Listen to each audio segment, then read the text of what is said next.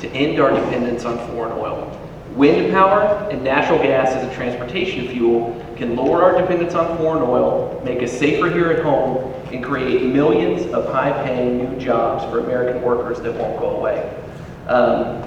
I appreciate Todd coming out tonight telling us about Vice President Gore's plan.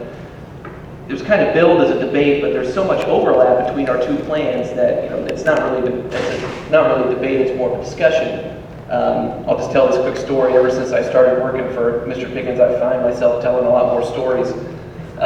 He loves meeting with Vice President Gore because Vice President Gore always wants to have a meeting over lunch.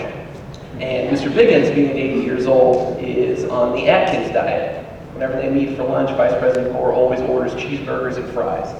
And every time before he goes into the meeting, we say, "Sir, remember your diet." And then he says, "Geoff, if it comes down between you and my cheeseburger, who do you think I'm going to choose?" I say, "Sir, have a good lunch. Enjoy that." But essentially, let me give you a little background on the problem. Currently, right now, we are addicted to foreign oil. We have been addicted to foreign oil for the past few decades.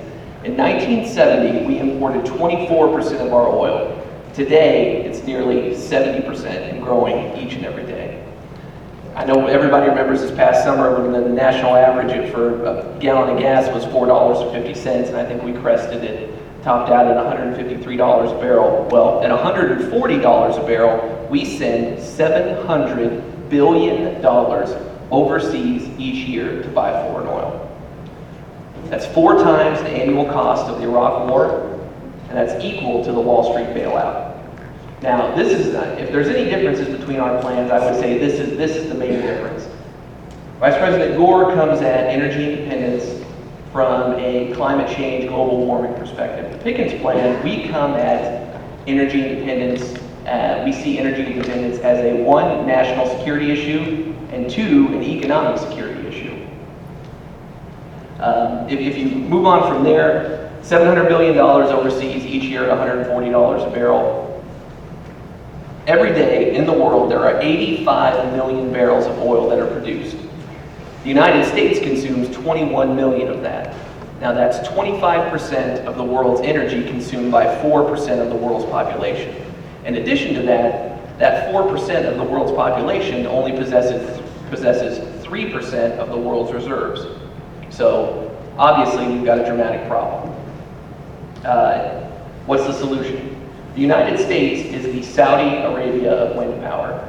The North American wind corridor, which stretches from the panhandle of Texas north through Canada, is home to the best wind power in the world. Just to give you an example, some data to back that up. North Dakota alone, according to the United States Department of Energy, has the wind energy potential to generate 25% of the nation's energy needs.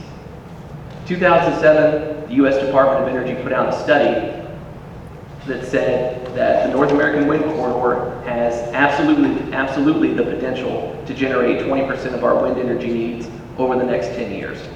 Kind of to get into the weeds a little bit, what the Pickens Plan would like to do, currently, if you look at the national electrical generation chart, 50% comes from coal, around 20% comes from nuclear, 20% comes from natural gas, and 10% comes from other hydropower, solar power, things like that. What we'd like to do is take that 20% that's generated by natural gas, replace it with wind power, and divert that natural gas into the transportation grid.